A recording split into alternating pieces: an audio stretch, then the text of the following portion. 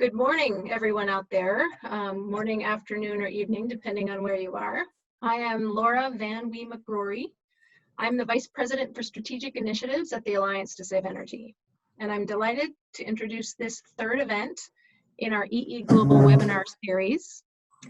Since we're unable to hold our annual EE Global Forum in person this year, we're really happy to be able to present this series of online international discussions that'll be on a broad range of topics related to energy efficiency, including its key role in both climate change mitigation and economic stimulus and recovery. This series has been conceived and planned with the input of the EE Global Alliance, which was launched last year. And the EE Global Alliance is a coalition of government, corporate, and NGO leaders who advocate for faster implementation of energy efficiency solutions to meet global climate goals. The EE Global Alliance is also one of the core partners of the 3% Club. And today's event is designed to be a virtual roundtable discussion among several of the partners of the 3% Club, focused on maintaining climate momentum in the time of COVID-19. We're really grateful to have the International Copper Association supporting this event. And one quick housekeeping item before we dive in, we're eager to incorporate all of your questions into today's discussion. Audience members are all muted, but you can use the Zoom Q&A function, not the chat, but the Q&A, to submit your questions as we go. And we'll do our best to get to as many questions as possible. Now, it gives me great pleasure to introduce the moderator of today's discussion, Steve Kukoda. He's the Executive Director of the International Copper Association. Steve, thank you so much for your leadership on so many international energy efficiency issues and efforts, including for your collaboration in making today's event happen. So over to you. Great, thanks so much for that kind introduction, Laura, and let me add to your welcome to everyone on the webinar today. Thanks so much for joining. EE Global is one of the premier events on energy efficiency every year. It's a shame we weren't able to meet in person, but it's good that we're able to have this forum virtually. I'll start with a short introduction to the International Copper Association, or ICA. And through the commitment of its copper industry members, ICA is one of the world's most active industrial trade associations in the energy efficiency space. We'll bring more than 20 years of experience in working with countries on energy efficiency policies. We also engage in capacity building and technical assistance to accelerate the transition towards clean energy. And ICA partners with more than 500 organizations around the world. And as an example, we're a founding partner along with UNEP of United for Efficiency, or U4E, which is dedicated to transforming developing world markets towards energy efficient appliances, industrial equipment, and lighting. And now I'm going to show a very few slides to help with facilitate a quick introduction to the 3% Club. And the 3% Club was formed in 2019. It was adopted by the UN Secretary General at the Climate Summit in New York last September. But why 3%? Well, according to the IEA, 3% is the global annual rate of improvement that's needed in energy efficiency if EE is going to make its needed contributions to the Paris Climate Change Agreement. And for some perspective, the largest share of the actions in the Paris Agreement need to come from energy efficiency, and that's more than either renewables or e-mobility.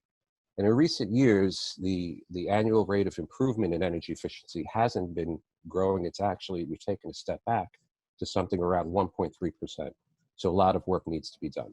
So if we can go to the next slide, the 3% Club brings together the institutions that are leading various facets of energy efficiency and the clean energy transition more broadly. And 4 of these institutions are represented in the discussions here today. And there's a recognition that we could do much more together than if we operate in silos. And the 3% Club provides a common voice and platform to combine the areas of expertise, experience, influence that all the partners bring to accelerate the movement towards energy efficiency. If we go to the next slide, you'll see that we have 15 countries on board so far. It's a mix of developed and emerging economies of countries large and small. And I think this speaks to the reality that energy efficiency is critical for all the world's geographies. Now, of course, we want to see more than 15 countries partner with us, and we're standing by to offer our support to all countries to help them transition towards energy efficiency. And then the next slide, will show that the 3% Club is not just open to countries. Nearly 30 companies and organizations are already part of the club, and they're instrumental in providing support to the countries and moving them in the right direction. Now, I know there are companies on the line today that we would welcome as partners, and we'll provide a call to action at the end of today's discussion. And just some final quick comments before I turn the floor over to our distinguished panel. Now, during this pandemic, the world's governments are doing everything possible to stimulate their economies and get the vast numbers of unemployed people back to work. And these stimulus packages also cover infrastructure projects. And while I recognize correctly that everything is secondary to COVID right now, we need to help governments ensure that they don't lose sight of their climate change goals. And as an extension of this, these investments in infrastructure needs to be made with a long-term perspective and not just short-term decision-making that might be less expensive now, but will cost more in the long run. Now, I also have a fear that while energy is downright cheap in some parts of the world today, notwithstanding here in the US, that this could lead to a mentality of why do I need to use energy less efficiently when it's costing me so little? Now, this type of thinking permeates the landscape will put climate change goals in jeopardy. So if we can go to the final slide here, we have three big questions that we're trying to address today. What are the biggest challenges that we're facing, right? But in addition to the challenges, what are the opportunities that are out there to help address them? And finally, what can we do now? How do we get started? And I think the speakers we have are in a great position to shed light on all of these questions. And I think our greatest challenge today may be able to do so in a relatively short period of time.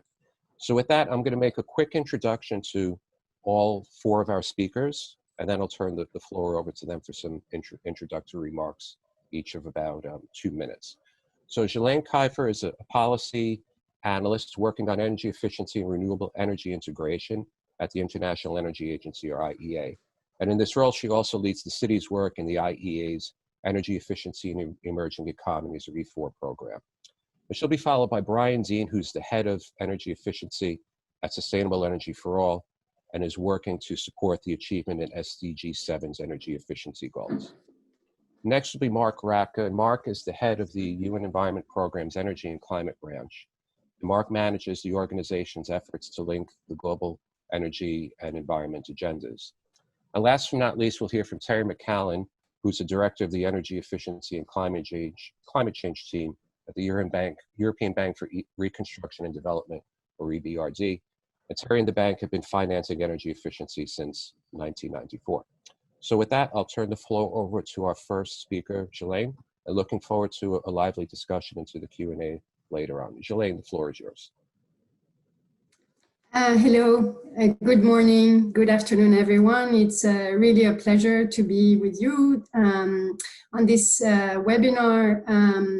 We hope that we will be able to elevate the profile of energy efficiency. And just to say a key words to introduce myself, I want to say the IE is very proud to be one of the founding members of the 3% Club, which was established about a year ago, as Steve mentioned. We're very proud to be a core member of the 3% Club because of the collective ethos that the 3% Club embodies. And in this time of great strain, globally, collective action is absolutely essential. And last but not least, I think today's discussion is also meant to provide a positive agenda for the role that efficiency can play in the short term in economic stimulus recovery packages, but those actions will actually last very long time and will deeply impact the trajectory of both economic recovery, but also multiple co-benefits in terms of social and environmental well-being. Thank you. Great, thank you so much, Ghislaine. And next we'll hear from Brian. Brian, the floor is yours. Great, thanks, Steve, and nice to see so many familiar names on the list of attendees. As many of you know, SC for All, we have a new CEO that just started here in 2020. And as we are in our final 10 years of achieving the Sustainable Development Goals, we've been going through a process of looking at our work plans and how we're going to actually achieve an acceleration of energy efficiency, renewables, and energy access. Through that process, we've actually created a new program that will support the 3% Club from SE for All, and that's called Energy Efficiency for Sustainable Development, recognizing that really our goal is the achievement of the SDGs, and this program is to use energy efficiency to achieve those broader goals. Of course, our approach is to work directly with the partners of the 3% Club, including the sector support through the energy efficiency accelerators and the hubs, of which Steve and Mark have been really important members of those through the years.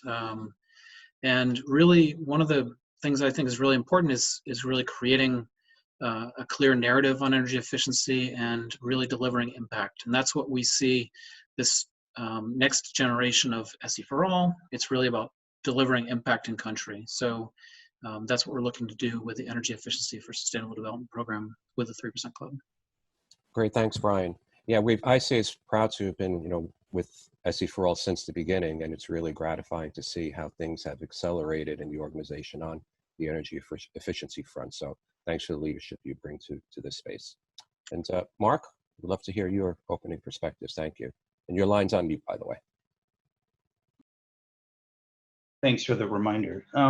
I pick up on something that Ghislaine said, which is collective action, and in our experience, how collective action leads to collective impact, which is a theory of the sort of social dynamic change that we in UNEP particularly like. So what excites me about the 3% Club is the critical role of partnerships in accelerating or scaling up energy efficiency, and how much more you can accomplish as a group when you're working together with like-minded organizations.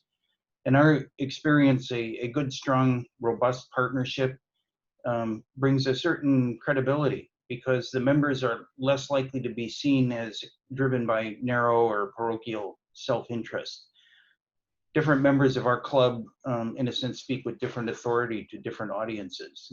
As an example, I can go to a developing country and, with the right kind of polite request, get into the environment ministry and talk about climate change and energy efficiency from that perspective.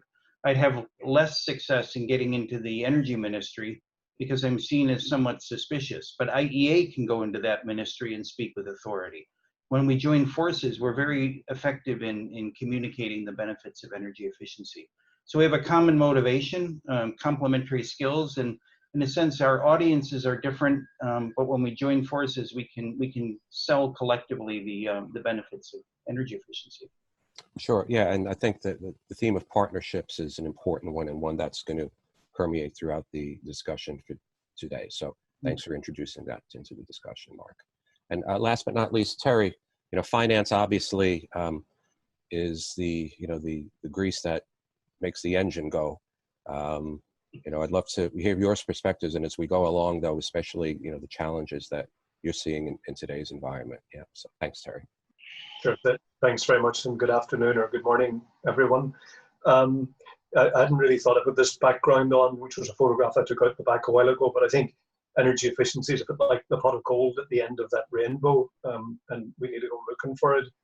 Talking about finance, in some ways, okay, money is important, but finance, I think, is the easy part.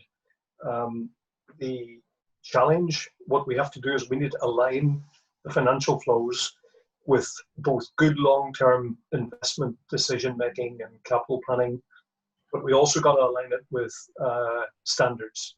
We've got to look at things like the EU taxonomy and other things that are really defining the future in terms of where companies and enterprises should be investing their capital. Now, you can only do that, to come back to the issue of partnerships, you can only do that if you align the interests of all of the different stakeholders, and that's the complexity of finding the end of that rainbow for the magic pot of gold that is energy efficiency. I think this is, even more important today because we will see delays, right, in terms of investments. A lot of enterprises today, it's about survival. So for the short, medium term, you know, I think we will see some drop off, but I think in general, we will see sensible investors and certainly policymakers seeing the need to get back on track for energy efficiency and green economy financing. There are multiple benefits. There's the specific benefits on climate. There's the cost advantages that, as Steve said, you know, may be affected at least in some short term by declining energy prices. But it comes back to what I said at the beginning: we need good long-term value investing decisions to be made. And then I think the multiple co-benefits of economic stimulus that come from energy efficiency are not to be underestimated. These will be very, very important, both in terms of jobs and getting supply chains moving going forward. Yes. Thank you. Now, thanks, Terry. You're already starting to introduce, I think, some of the important facets to all of this, and I think that's a good jumping off point to the questions, and I could start with you. So, you know, again, the big questions are related to challenges and opportunities and what can we do, right? So you've started to identify some of the challenges in the short term that I think come from the pandemic and just the realities of what countries are facing, all right? Energy efficiency, though, in my mind, and there's evidence in particular from the IEA, maybe doesn't get as much attention as it needs to from the finance community. Can you maybe speak to some of the challenges and how these might translate into opportunities for the financial sector in accelerating their efforts in energy efficiency? And hopefully things will, you know, get to some level of normal where we can, you know, start to ensure that we're making green decisions when we provide financing. Goodness, it's a complicated question, Steve, and you know I could talk about that all day. But I think, you know, we've really, the financial sector has come a long way. We, as an MDB, in one that in the very early stages of our existence from '94, we're already financing energy efficiency for different drivers other than climate. We've always seen the advantage, but you know, banks, financial institutions, and regulators, they're all very clever people. The short term is the kind of here and now, and I don't think they will be put off by that. I think there's a long-term focus now in the financial community about the potential market disruption that climate change can bring down the road. But the big driver for banks, I mean, we're a development bank, development institution, but you know, we're also interested in business. I think it's the massive opportunity that has to be pursued here.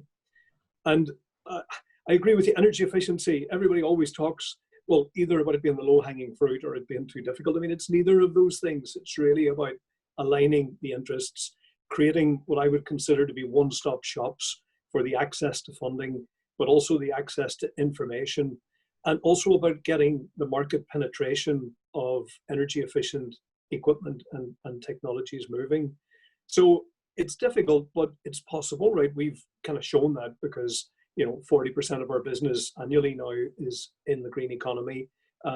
About 60% of that is actually in energy efficiency across the board. So we also know that energy efficiency, if we talk about the low carbon transition, it's going to help to shift the curve, right? And if we look at that massive investment opportunity, we really need to front load the role of energy efficiency in the climate challenge, right, and in the low carbon transition. And we have to treble investments to something like $770 billion a year, right?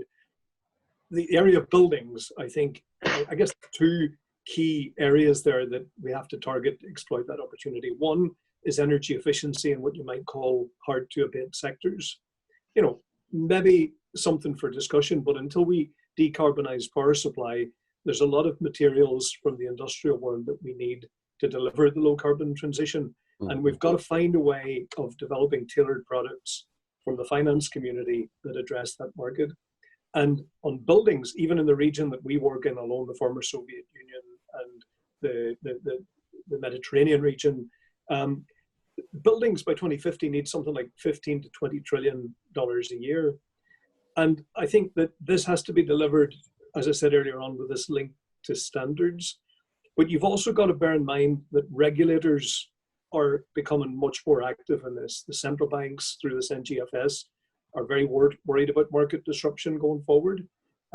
Market regulators and credit rating agencies are starting to see that a company and organization that doesn't factor this into both its business opportunities and its disclosure practices and the way that it handles and manages risks are really going to be problematic. They're going to have issues down the line on portfolio quality, and they're probably going to have issues as the move towards supply of green financing develops. They're going to have more and more problems mobilizing funding if they can't show that they understand the green market, the potential for energy efficiency. I have a question for Terry, and it has to do with communication of the benefits, because it seems to me that the energy efficiency community really doesn't spend enough time trying to understand how other experts, take financial sector, but it could be the environment ministry, the climate change ministry, how they see the world and what their issues are and how energy efficiency could help. I mean, is it a communication problem still after so many years? Are we just not pitching the benefits correctly in language that resonates with other audiences? I guess it's an open question. IEA is good at communicating. How do you reach different audiences, or do bankers at large? Because I think the EBRD is a bit of an anomaly. We need more of you. If I may jump in, and thank you for this. I think you're putting your finger on the heart of the matter. Efficiency is, the invisible fuel. It's the first fuel, but it's invisible. And that's, of course, the challenge that we've all been trying to address. And that's why we have the 3%. We have a number and a goal. And of course, we highlighted that the trends are not very positive with regards to improvements in energy intensity. We're at 1.2 as the latest data shows. So the evidence base is absolutely fundamental, and quantifying, as you say, Mark, translating the multiple benefits of efficiency interventions, be it in jobs, be it in energy savings, be it in GHG abatement. And you pointed out the different audiences, and we've heard Terry, of course, speak, to the financier community, and that's, of course, one that we really want to be connected to. But there's also the broader public, right? And at this time where the economic consequences of the COVID crisis are affecting everyone, I think there's a global conversation out there. And we need to be very closely connected to the media discussion. And that's why the IEA, along with all of the community of efficiency, has been trying to elevate the role of efficiency, and in particular, diffuse the idea that it's an either-or conversation, and that including efficiency considerations in economic recovery would cost more or would be more cumbersome.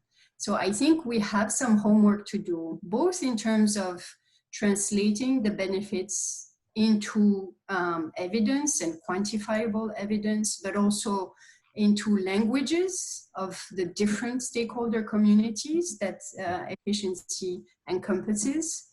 And the IEA has been very active in this role, and here today we have, I think also we're bringing different geographies, and I wonder also how C4O translates some of these opportunities and challenges in the current context for emerging economies that may be facing different challenges in terms of their energy consumption grows and needs to grow. But they're facing, of course, major impacts from the crisis. Yeah, and Terry brought up in a couple of points that I want to feed into discussion, and this is a good segue to Brian at SC4All. One of the things that Terry said that we need is kind of this one-stop shop, right? And I think that we have built partnerships that maybe almost fill that bill, right? So, but, you know, Brian, I'd love to get your perspectives now, you know, on the challenges and opportunities. And then I want to come back to Ghislaine briefly before we go back to Mark again. So thanks, guys. Yeah, no, I couldn't agree more that, you know, a lot of this issue that we're seeing is really about decision making and making sure that we understand, you know, what the right decision is. And oftentimes there's too much information or there's conflicting information. And, you know, for, you know, all countries around the world, having, you know, understanding that is energy efficiency the low-hanging fruit, as Terry mentioned, you know, well, if it is, then why are we not picking it? And, you know, we often find that whether you're a policymaker making a decision or an organization or a company making a decision or a person making a decision, if you don't have a simple understanding of what the value of energy efficiency is, you're not going to pick it. And that's why we've seen the actual investment in energy efficiency. And in fact, the IEA just released today the World Energy Investment 2020 report. And in there, you'll see that energy efficiency is still a micro component of investment. And, you know, energy efficiency investment is relatively flat. And, you know, it's still really a small portion of the global sector. So actually using, you know, the wealth of information that our partners do have, I think we actually have an opportunity as a 3% Club, as Mark said, to have this collective,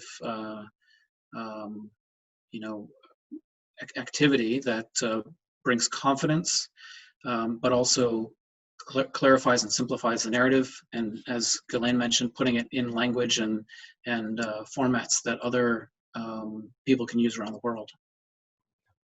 Oh, great. I think we're starting to get some questions in. We should make this an interactive discussion with the audience if we can. So Laura, are there any questions that we can have the panelists turn to at this point?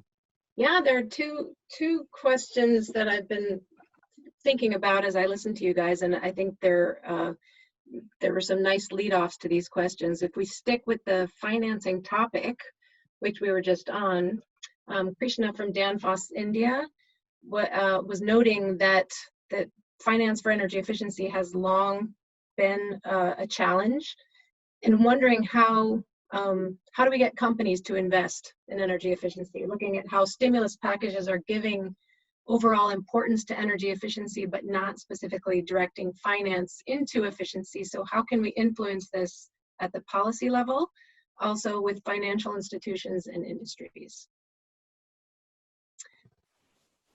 I will let you, either Steve, if you want to direct that to someone specifically, or let people take it as they wish. I thought Terry maybe to start. Terry, yeah? You're on mute, by the way. Yeah, I mean, look, interesting questions. And there was another question on economic stimulus as well. And I think that's very much in line with the business that Danfoss is in. I would bring it back to the business opportunity again, right? And the amount of investment that needs to be made, right? And then I would link it a little bit to the very low levels of market penetration of specific equipment, right? And, you know, I know from my own experience that even things like condensing boilers have got a zero negligible market penetration in certain markets. Danfoss and control systems, again, when we work with industrial clients, this is the sort of stuff that they need. Now, linked to that, we have what I would call the aggregation challenge. These are maybe lots of small components that need vendor financing, supplier financing, or SMEs, or small financing packages to industry. And, you know, you've probably heard me say this before, we've got to get the commercial banking sector being the intermediator of this finance. We've got to get the financial sector, the commercial banks on the ground, being the aggregation and being the intermediator. And funding, really, you know, this isn't like the financial crisis in 2007, 8 and onwards. Banks have liquidity. They've got funding in place. So I think it's a case of, you know, people like ourselves and others pushing this to make sure that everyone's aware of the opportunities. And, you know, when someone, Mark, you were talking about how do you align the interests, how do you overcome these barriers? from my own personal experience, often when we work with a company, we are in a relationship business, and we actually have to build a bridge between the energy operations people in an industrial company and the finance people. So sometimes the energy operations people are not able to make the right financial case to the finance people, and the finance people don't understand the techie stuff. So there's a bit of work there that needs to be done even inside organizations to make sure that that sort of value proposition is understood. And I think that's a relationship banking role for people like ourselves. Yeah, I think that's an important point, Terry. I think that in some of the organizations, even though energy efficiency in our minds has attractive payback periods to the organization making the investment, if you say 3 or 4 years, that's an eternity for that initial investment, even though the technology might pay for itself several times over during its lifetime. So I think there's a role for the finance community to help manage that first cost, to give confidence that they can make these upfront investments in energy efficiency. And then the Danfoss question, I think, also asked about the policy level, the importance of policy. And I also think policies are critical. Countries need to have minimum energy performance standards in place, full stop, for these products.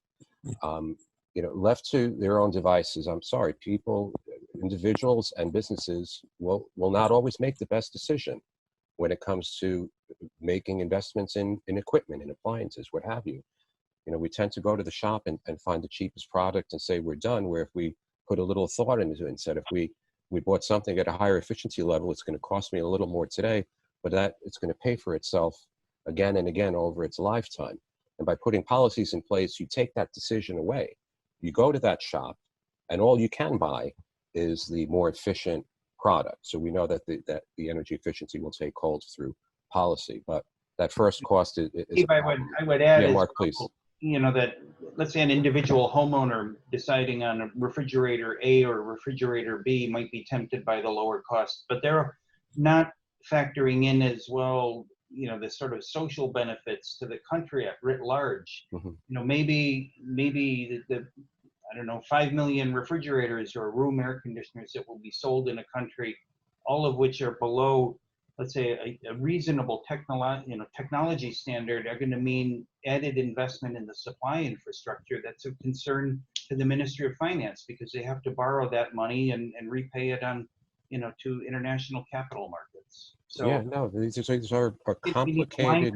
Of the policies that get the individual consumer, the business, and the country writ large. Yeah, but I think you're encapsulating why it's important that we do have coalitions like the 3% Club, who understand all these different complexities of energy efficiency and are able to help countries with a full complement of information and help them make the right decisions on energy efficiency.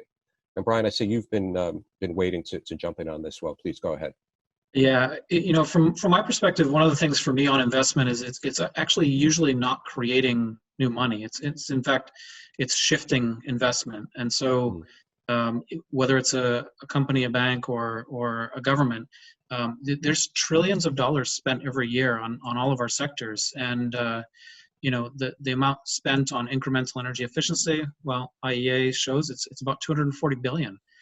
There's a lot of money that can be shifted in each of the sectors, and there's going to be trillions spent on the COVID recovery. So we have an opportunity right now with simplified messaging to shift investments. As you may have seen today, France's commitment towards the auto industry. Well, it's the recovery of the auto industry in France is going to be driven by energy efficient electric vehicles. And if that same thing, it's a shifting of an investment that they were going to do anyway. Yeah, and I think that's a good segue. I'd like to go back to Ghislaine, and then I want to go back to the floor. And then also segueing back to something Terry said earlier about energy efficiency being this magic pot of gold at the end of the rainbow. I think with Brian's comments and with Terry's earlier comment in mind, maybe Susanna, if we can show the slide on the multiple benefits of energy efficiency and why it's important and appropriate to integrate energy efficiency into discussions about the various stimulus efforts that are going on around the world. So over to you, Ghislaine. Jelaine, are you on mute? Yeah, you're on mute, Jelaine. There you go. Sorry. So this flower graph was put together by the IEA, but it's actually consolidating a lot of the knowledge that our partners and including some of our friends on this webinar today have put together over time. So the first report was in 2014, and we are reworking this multiple benefits into a platform, and an updated report will launch this summer. And the reason for that is exactly as this discussion is showing, is the importance of the moment now at hand, this opportunity of recovery packages that are being discussed, and to try to have a framework, a conceptual framework that shows, as we are all saying in our discussion today, efficiency is a construct, right? So we need tools, we need evidence, and we also need images, and good images can bridge languages, can bridge the gap between different viewpoints of different stakeholders. So, so hopefully this graph will be helpful to a broad community, and we're very happy that we can show it today. It belongs to the broad public and to the community of efficiency. And one point I wanted to highlight is that when we're talking about the economic stimulus packages right now, this framework of multiple benefits is also about articulating what already exists. And we don't have to reinvent the wheel. We're showing in our discussion today, it's also very much about communication. And thank you. Thank you so much, Elaine. We have some questions from the audience, I believe. So Laura, if we could maybe turn to that. I'd like to, though, leave a couple of minutes at the end so I can give the panelists each one more go around to talk about the future. So thank you, Laura. Great. Well, this is actually a great segue into that, because there are a couple of questions specifically about the plans that the 3% Club has. There's one about how do we join, and let's leave that to the end because I can address that at the very end. But a couple of questions sort of combine are basically what is the work plan, and what are the plans for the 3% Club? And let me just add to that, including any plans to find synergies with other sectoral initiatives, like the Cool Coalition and other sectoral initiatives. Right. Okay. Who would like to take that? Maybe Brian? Yeah, I'm happy to take the lead on that one and have the others add in, of course. So yeah, absolutely. We're looking forward to more organizations joining, and also other sectoral initiatives being part of this. And we see this as an opportunity to get our narratives and approach this collective effort lined up, so that we can actually support more countries with similar approaches that we know are working. And today, what happens is that we might have a program, supporting 5 or 6 countries, and another program supporting another 5 or 6 countries, and there might be overlap in 1 or 2 of those countries, but there may be inconsistent messaging that's being delivered. So we would love to be able to bring the tools and resources of course, the partners that we already have on board, but also other initiatives that have great approaches that can be replicated globally. And I'll let Laura talk about how to join at the end. Okay, thanks for that, Brian. Any other quick perspectives on that relatively large question? And if not, are there any other questions, Laura? Yes, there are a couple. Interesting one, are there any gaps in knowledge that the research community can help fill? What would be on our wish list in terms of research whether it's think tank style or technological research. That might be something for Ghislaine or even Terry, what the finance community is missing to do its job, if either of you want to consider. Yes. And fairly quick answers too, because we're short on time. Thanks. Yes. So that's a very important angle as well. I think the synergies between efficiency and renewables, in particular in the distributed space, we are finding right now, as we're trying to articulate both the renewables and the efficiency solutions in clean energy recovery packages, that the evidence base to articulate how they are mutually beneficial and can be more than the sum of their parts is actually lacking. And this is particularly important for the building sector, where renovations, so when households make decision to invest in building renovations, and an adjunct to that can sometimes be also solar panels. And we're lacking the evidence to demonstrate that this is a great synergy and can pay itself with shorter lead times. Right. So that's one suggestion. Okay. Anything from your perspective, Terry? Any data gaps that keeps you from doing your job the way you want to? Absolutely. I mean, I think the issue that we've had over the years is that we've done our own bespoke analysis of markets and understanding of baselines and market penetration of technologies. And that's okay up to a point. It's also very labor intensive. But what we really, really need is external, evidence-based, peer-reviewed third parties who are experts in things, providing the data that we can then all use to make decisions. And so that not just us, but mainstream financial institutions can start to really keep an eye on when they're doing things that are consistent with the Paris Agreement and a low carbon pathway, and when they're not. So there's huge data gaps. And I think I would say knowledge sharing more generally, where there's expertise on business models. I think that was another question that came in, is something that we think we'd like to bring to the 3% Club and other platforms, so that can then be disseminated to countries and markets that we don't even operate in. So Laura, that's a bit of homework for us, I think, in our ongoing discussions about how the club operates. Mark, how about from your perspective? Well, maybe I could divert a little bit.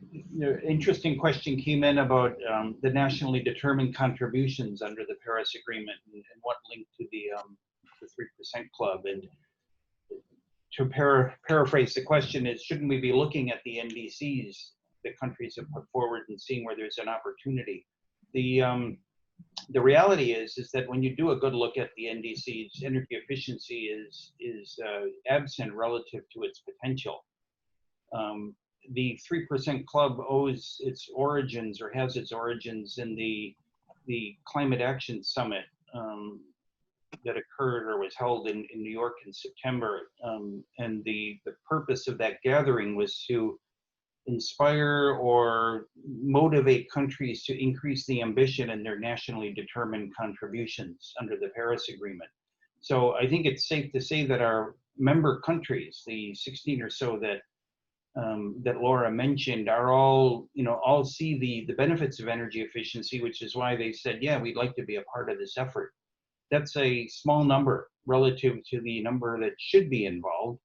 And it gets back to communication, I think, and just sort of selling the benefits. How can energy efficiency help you with sustainable development goals, the COVID recovery or stimulus packages, improving air quality, making energy access go further with a limited capital budget, and so on.